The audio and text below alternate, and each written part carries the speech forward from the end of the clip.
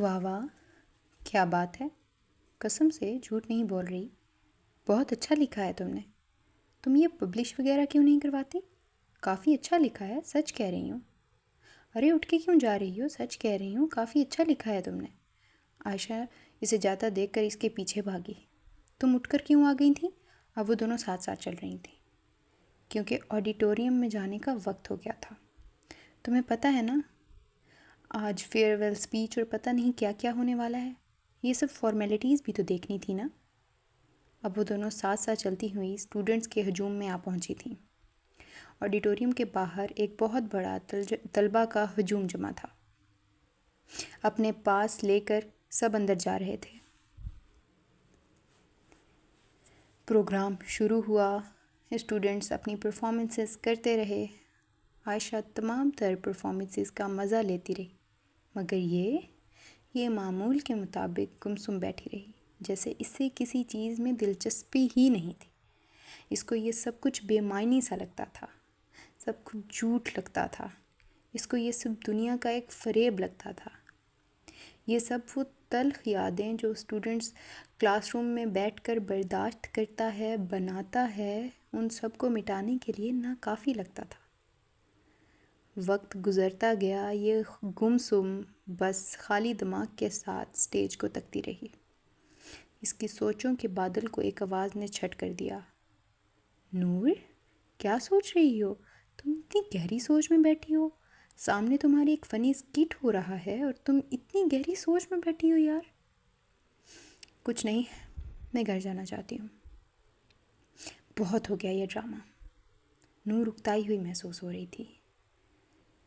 چلو تمہاری مرضی ہے، میں تمہیں گیٹ تک چھوڑ آتی ہوں، ویسے بھی تم مجھے کچھ ٹھیک نہیں لگ رہی۔ تم کب جاؤ گی گھر واپس؟ نور نے عائشہ سے پوچھا۔ نہیں، میرا ابھی یہاں کچھ وقت ہے، میں وہ گزار کے ہی جاؤں گی، پھر کون سا ہم نے اس کالج میں آنا ہے دوبارہ۔ نور، ویسے ہر بار تم مجھے حیران کر دیتی ہو۔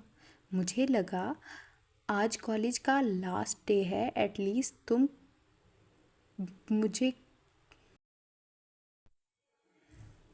مجھے کبھی کبھی تم ذہنی مریض لگتی ہو۔ ہاں شاید میں مریض ہوں، مگر مرض مختلف ہے۔ جواب بھی سنجیدگی سے آیا تھا۔ میں ذہنی مریض نہیں ہوں، میں تنہائی کی مریض ہوں۔ وہ یہ کہتی ہوئی کالج کے دروازے کی طرف بڑھ گئی۔ عائشہ خاموش کھڑی اسے جاتا دیکھتی رہی۔ چند منٹس بعد عائشہ بھی آڈیٹوریم کی طرف پلٹ گئی۔ نورالعین کالج سے باہر جا چکی تھی۔ چلو، اس نے گاڑی میں بیٹھتے ہی کہا۔ G B be. اس کا ڈرائیور اس کے انتظار میں کھڑا تھا۔ اس کے گاڑی میں بیٹھ جانے کے بعد فرنٹ سیٹ پہ بیٹھا۔ تم یہاں شام سے کھڑے ہو؟ جی بی بی، میں یہیں تھا۔ اتنی دیر؟ کہیں چلے جاتے؟ نہیں بی بی، وہ بڑے صاحب کا حکم تھا کہ باہر ہی رہوں۔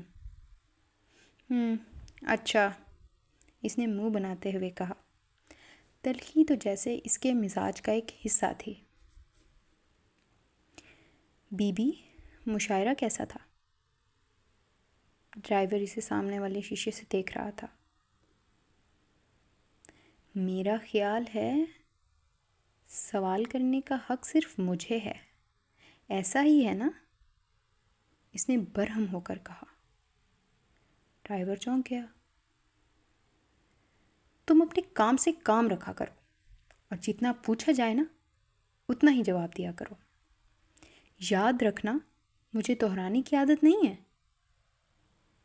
اپنی بات مکمل کرنے کے بعد وہ دوبارہ کھڑکی سے باہر دیکھنے لگی تھی۔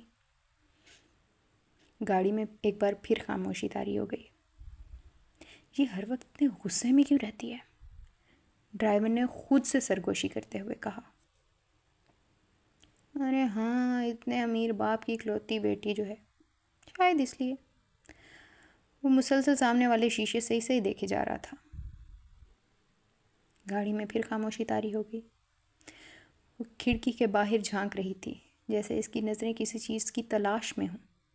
وہ حسرت سے اس کھلی ہوا کو محسوس کر رہی تھی اور آسمان کو دیکھ رہی تھی۔ قدرت نے اسے سب کچھ عطا کر رکھا تھا، مگر ایک عجیب سی محرومی تھی۔ وہ کسی سوچ میں مگن ہو جایا کرتی تھی، اور اس شام بھی وہ کسی سوچ میں مگن تھی۔ ڈرائیور نے شیشے پہ دستک دی۔ بی بی گھر آ گیا ہے۔ اسے اندازہ ہی نہیں ہوا تھا کہ ڈرائیور نے کب گاڑی روکی، کب وہ گاڑی سے اترا، اور کب اسے مخاطب کرنے کے لیے اس کو ونڈو پر دستک دینا پڑی۔ وہ ڈرائیور کی آواز پر چونکی۔ اس کی سوچ کا غبار اس کی آنکھوں سے چھٹا تو اس نے دیکھا اس کی دائیں جانب ایک محل نما گھر ہے جو اس تاریک رات میں بھی چراغ کی طرح روشن ہے، جس کی وسعت کا اندازہ دروازے پہ کھڑے شخص کو ہو ہی نہیں سکتا۔ اس کے بلند و بالا دروازے کاجو کی لکڑی سے بنے تھے،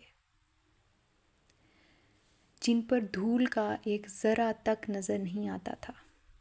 وہ گھر واقعی کہانیوں کے کسی حسین محل جیسا تھا۔ وہ گاڑی سے اتری اور اندر چلی گئی۔ ڈرائیور اسے جاتا دیکھ رہا تھا۔ اے خدا، تو بھی بنائے تو کیسی خوبصورت چیزیں بنا دیتا ہے۔ ڈرائیور نے شاید نور کی تعریف میں یہ جملے بولے تھے۔ ہائے تو کہاں ہم کہاں، حسرت بھرے لہجے میں ڈرائیور نے آخری جملہ بولا اور پھر اپنے کوارٹر کی طرف بڑھ گیا۔